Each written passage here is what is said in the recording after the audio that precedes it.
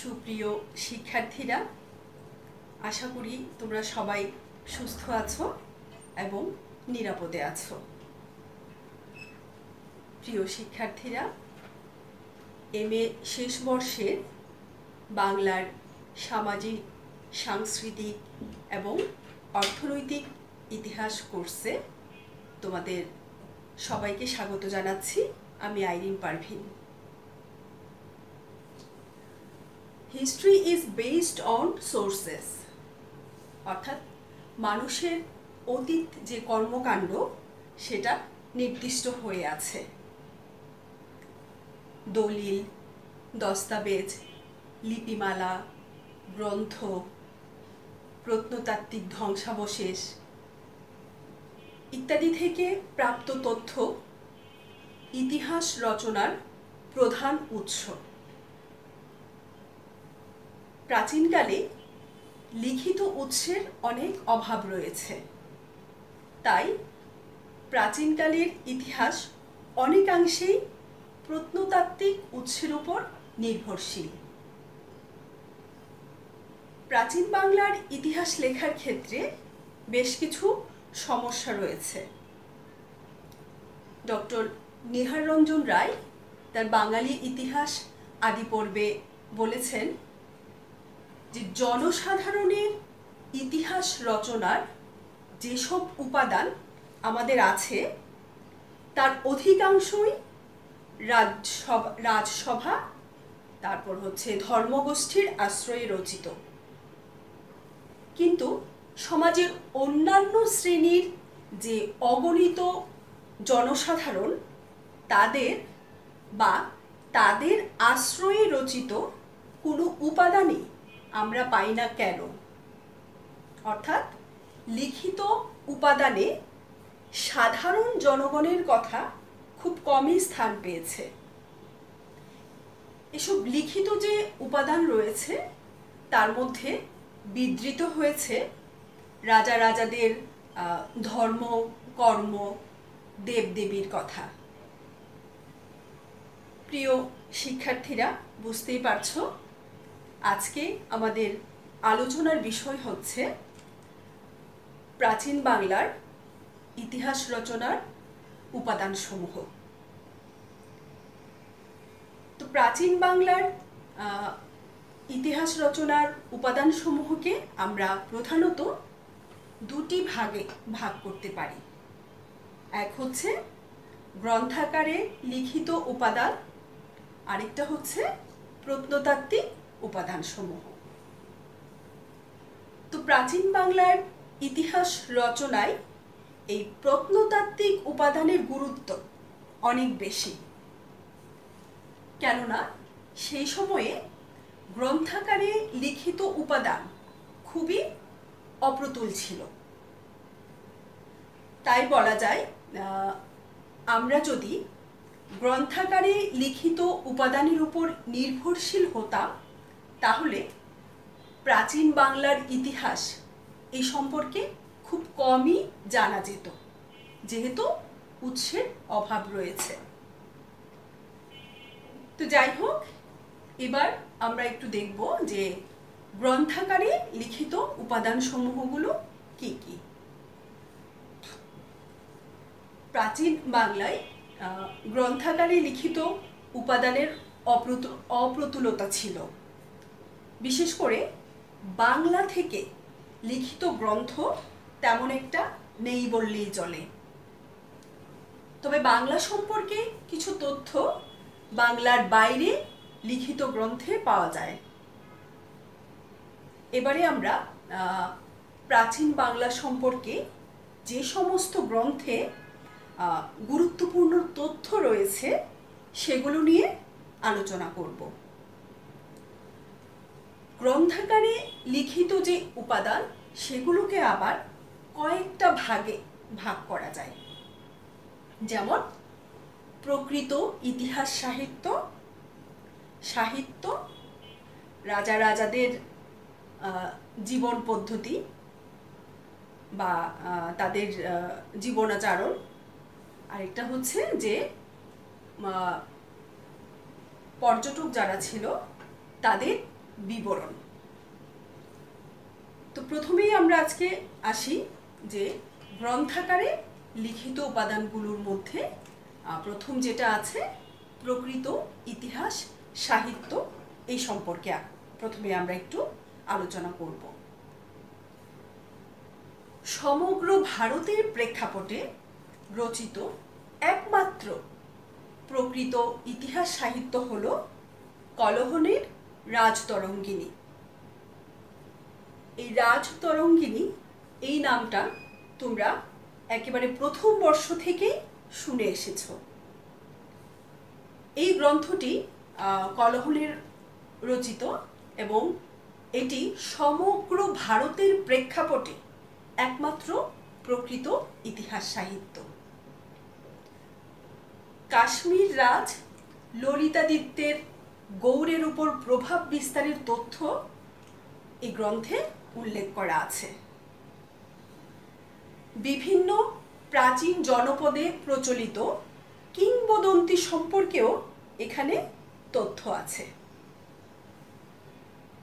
এরপরে আরেকটি প্রকৃত ইতিহাস সাহিত্য হচ্ছে রামচরিত। প্রাচীন বাংলার একমাত্র প্রকৃত ইতিহাস সাহিত্য হল রামচরিত।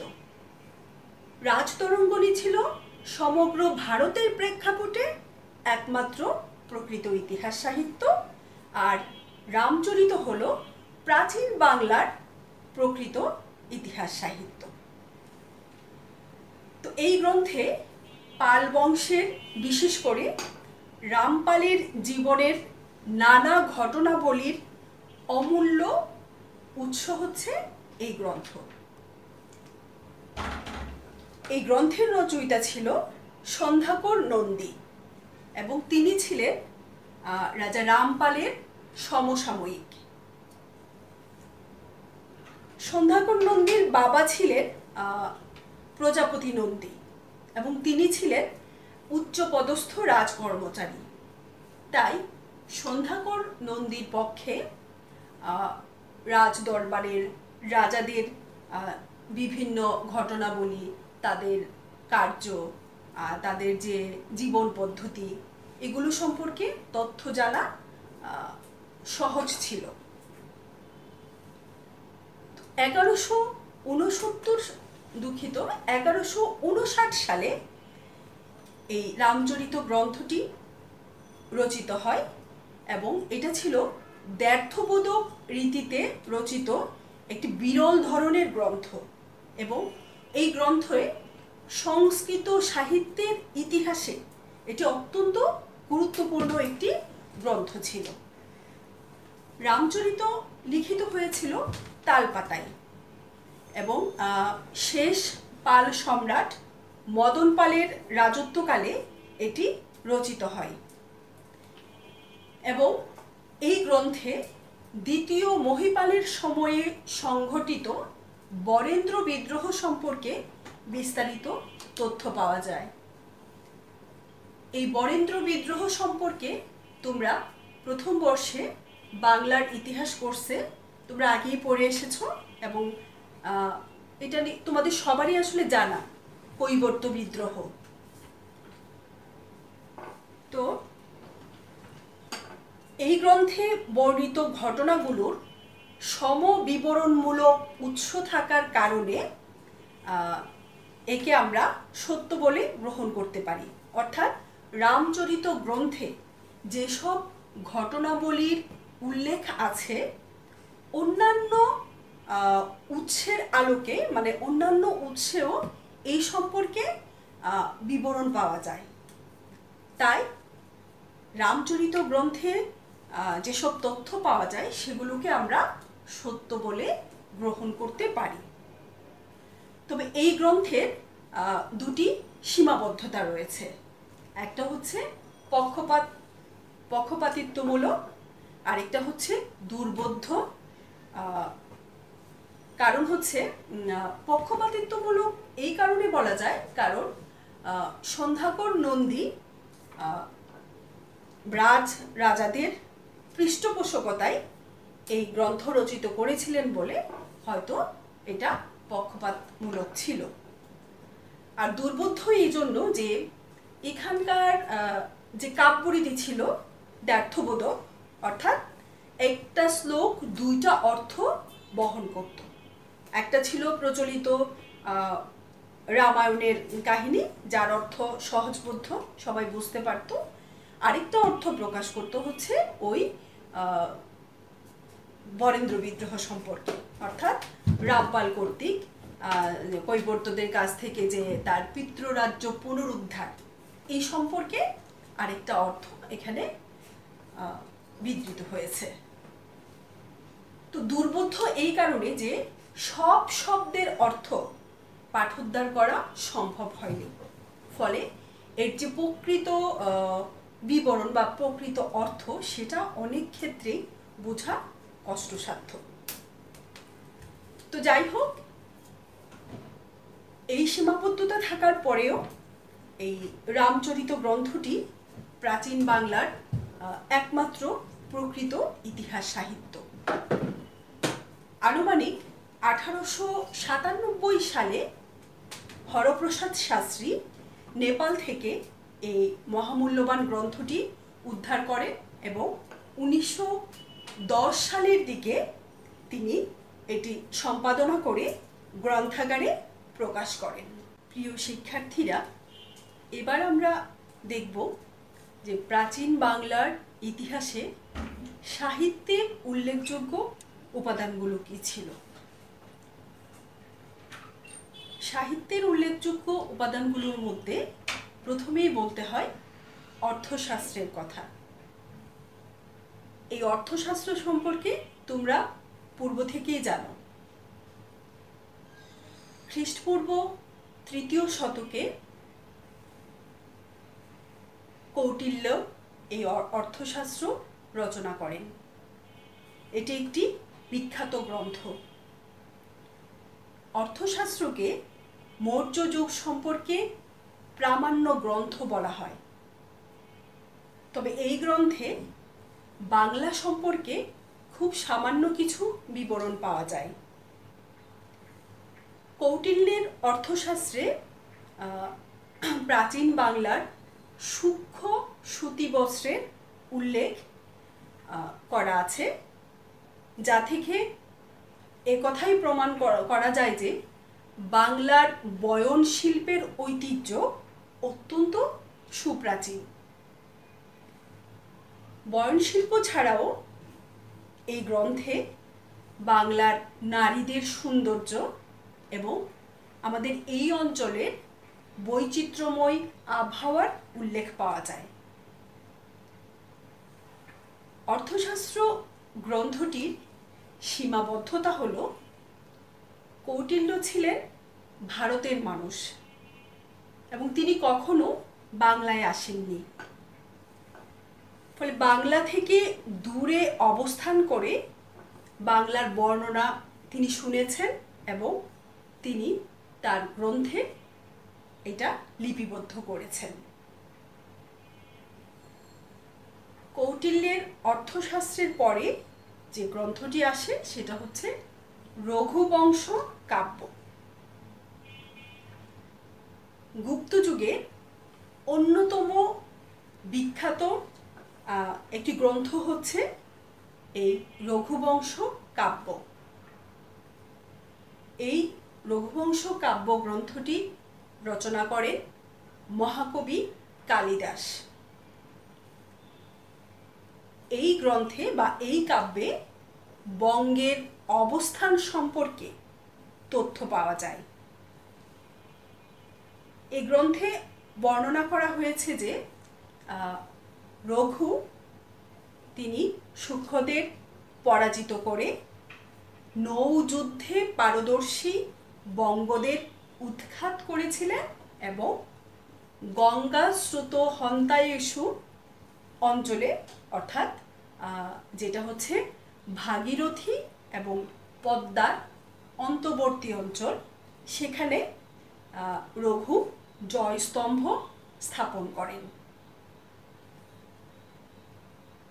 জানা যায় বা বলা হয়ে থাকে এই সমুদ্রগুপ্তের জীবনের উপর ভিত্তি করে তিনি এই গ্রন্থটি রচনা করেন এবং রঘু বলতে তিনি রঘুর যে চরিত্রটি সেটি আসলে সমুদ্রগুপ্তকে বোঝানো হয়েছে। তো সমুদ্রগুপ্তের সময়ে গুপ্ত সাম্রাজ্য বাংলা পর্যন্ত বিস্তার লাভ করেছিল বলে এই গ্রন্থে বা এই কাব্যে উল্লেখ করা হয়েছে। তবে এই গ্রন্থে বর্ণিত ঘটনার প্রমাণ না থাকার কারণে এটা বিশ্বাসযোগ্য নয়। তাছাড়া রঘু বলতে যে সমুদ্রগুপ্তকেই বোঝানো হয়েছে এ বিষয়েও সন্দেহের যথেষ্ট অবকাশ রয়েছে। এবারে আমরা একটু আলোচনা করব আরেকটি গ্রন্থ, সেটা হচ্ছে উদয়সুন্দরী কথা। এই উদয়সুন্দরী কথা এটি একটি চম্পকাব্য এবং এটি রচনা করেন গুজরাটি কবি শোদ্ধল। এই গ্রন্থে রাজা ধর্মপাল সম্পর্কে তথ্য আছে। সেখানে উত্তর ভারতীয় রাজনীতিতে সাফল্য অর্জনের কারণে ধর্মপালকে উত্তরা পথস্বামী বলে আখ্যায়িত করা হয়েছে। একাদশ শতাব্দীর প্রথমার্ধে রচিত এই গ্রন্থে আরও উল্লেখ আছে যে চালুক্যরাজ বিক্রমাদিত্য ধর্মপালকে পরাজিত করেন এবং ধারণা করা হয় কবি শোদ্ধল তার রাজার স্তুতি করতে গিয়ে বিক্রমাদিত্যকে মহান করে দেখিয়েছেন এবং ধর্মপালকে তিনি ছোট করে দেখিয়েছেন। অর্থাৎ বিক্রমাদিত্যকে মহিমান্বিত করার জন্যই ধর্মপালকে ইচ্ছাকৃতভাবে এখানে হেয় করে দেখিয়েছেন। এই গ্রন্থের সীমাবদ্ধতাও রয়েছে। তার মধ্যে সবচেয়ে বড় সীমাবদ্ধতা হলো যে এই গ্রন্থে সত্যকে আড়াল করার চেষ্টা করা হয়েছে। এরপরে আমরা আলোচনা করব সদুক্তি কর্ণামৃত। সেন যুগে বাংলার যে সংস্কৃত সাহিত্যের ক্ষেত্রে ব্যাপক বিকাশ ঘটেছিল। সেন যুগের কিছু কাব্য সংকলনে সাধারণ মানুষের জীবনযাত্রা, গ্রামীণ জীবন, তাদের যে অর্থনৈতিক অবস্থার সামান্য বিবরণ উঠে এসেছে। এসব সংকলনের মধ্যে অন্যতম হল শ্রীধর দাস কর্তৃক সম্পাদিত সদুক্তি কর্ণামৃত। শ্রীধর দাস তিনি বিভিন্ন কবিদের কয়েকশো কবিতা সংকলিত করে এই গ্রন্থটি প্রকাশ করেন। কবি শরণ, উমাপতি ধর, জয়দেব সহ নানা পণ্ডিতের লেখা প্রায় কয়েকশো কবিতা সংকলিত হয়েছে এই সদুক্তি কর্ণামৃত গ্রন্থে। এই গ্রন্থের কাব্যগুলোর প্রতিটি ছত্রে বর্ণিত হয়েছে বাংলার মানুষের কথা, বাংলার জল, মাটি, আবহাওয়া এবং গ্রামীণ মানুষের অসহায় অবস্থা ও দুর্দশার কথা। তবে এই গ্রন্থের সীমাবদ্ধতা হলো যে রাজনৈতিক তথ্যের অভাব রয়েছে এই গ্রন্থে। তবে প্রাচীন বাংলার সামাজিক সাংস্কৃতিক ইতিহাস রচনার ক্ষেত্রে এই সদুক্তি কর্ণামৃত গ্রন্থটি অত্যন্ত গুরুত্বপূর্ণ একটি গ্রন্থ। বলা যায় যে সামাজিক সাংস্কৃতিক ইতিহাস রচনার ক্ষেত্রে এটি একটি অমূল্য উৎস। নবম ও দশম শতকে অজ্ঞাত এক লেখকের রচনা আর্য মঞ্জুশ্রী মূল কল্প গ্রন্থ। তবে একে কোনো মতেই প্রামাণিক ঐতিহাসিক গ্রন্থ বলে বর্ণনা করা যায় না বা গণ্য করা যায় না।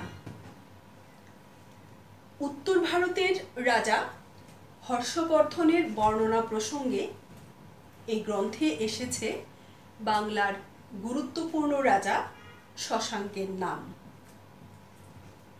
কিংবদন্তি অনুসারে রাজা শশাঙ্ক রাজ্যবর্ধনের ভ্রাতা হর্ষবর্ধন কর্তৃক পুণ্ড্যবর্ধনের যুদ্ধে পরাজিত হন। এই গ্রন্থ অনুসারে ব্রাহ্মণ বংশীয় রাজা শশাঙ্ক বৌদ্ধ এবং জৈন ধর্মের বিদ্বেষী ছিলেন এবং রাজা শশাঙ্ক বুদ্ধ মূর্তি এবং জৈন বিহার ধ্বংস করেছিলেন। এতে বলা হয়েছে যে শশাঙ্ক 17 বছর রাজ্য পরিচালনা করার পর শশাঙ্কের মৃত্যু হয় এবং শশাঙ্কের মৃত্যুর পরবর্তী অবস্থা সম্পর্কেও এই গ্রন্থে উল্লেখ করা হয়েছে। এখানে বলা হয়েছে যে শশাঙ্কের মৃত্যুর পর অভ্যন্তরীণ বিদ্রোহের কারণে গৌড় রাষ্ট্র ছিন্ন ভিন্ন হয়ে যায়। তো বাংলার বাইরে বসে লিখিত এই গ্রন্থে বড় সীমাবদ্ধতা হলো যে এই গ্রন্থটি সাংকেতিকভাবে লেখা হয়েছে, অর্থাৎ এই গ্রন্থে শব্দের প্রথম অক্ষর ব্যবহার করা হয়েছে।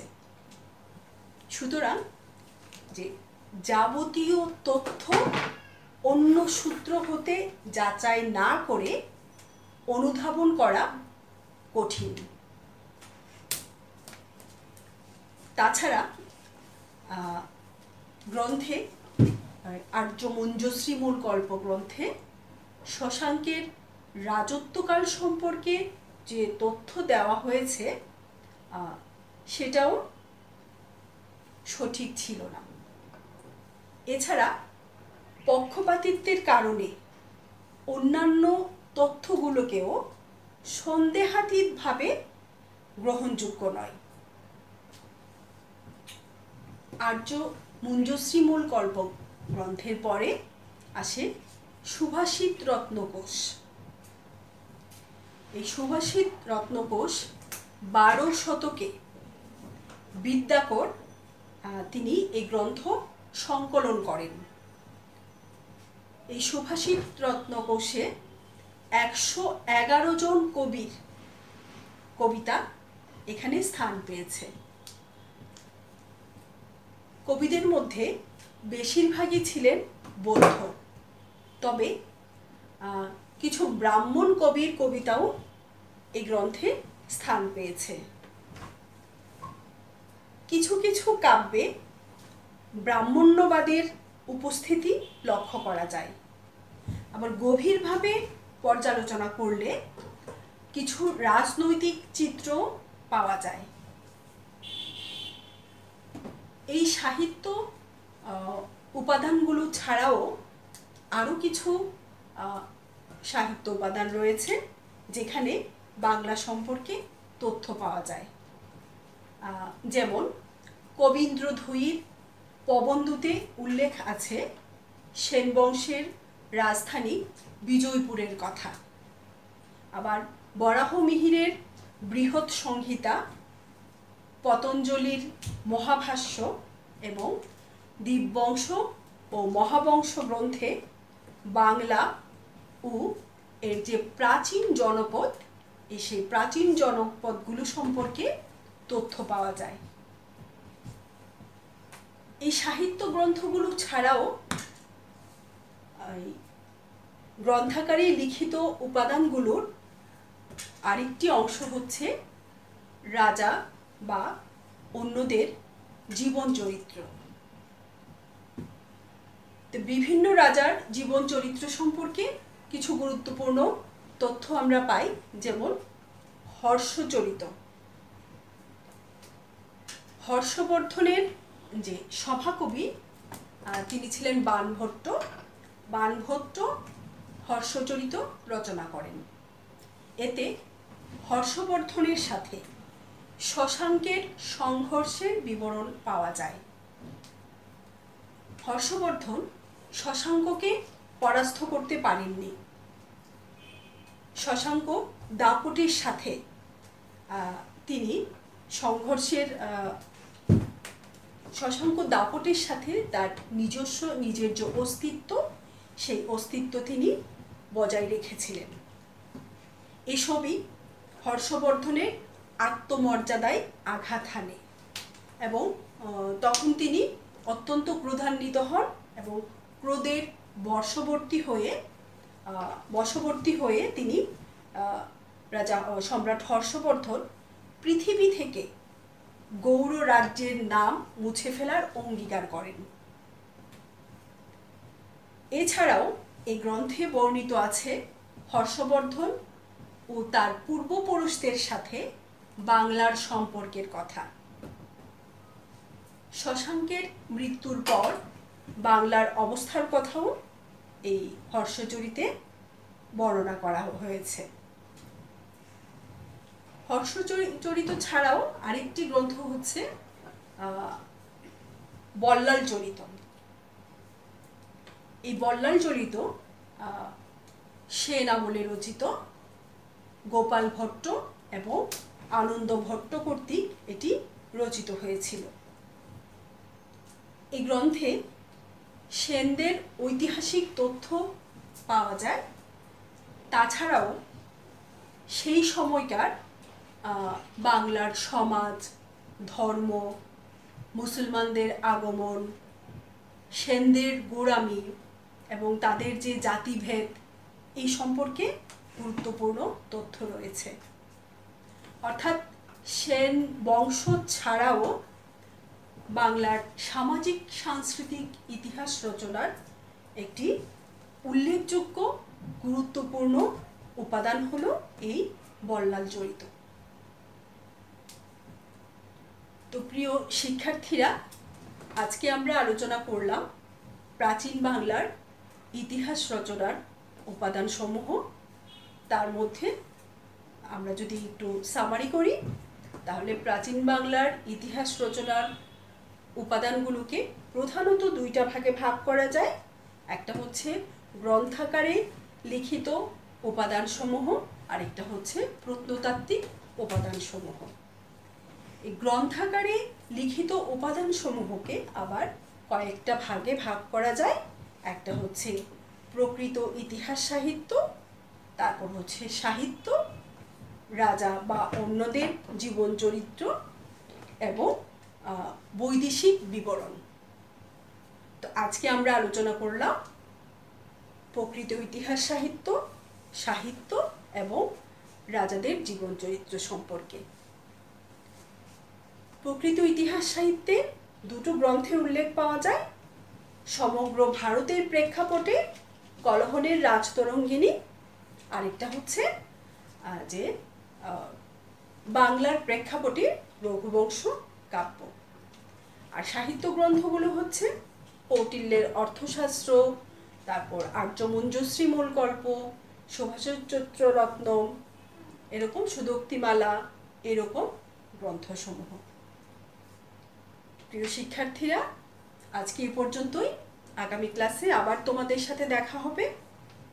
যেখানেই থাকো নিরাপদে থাকবে এবং সুস্থ থেকো।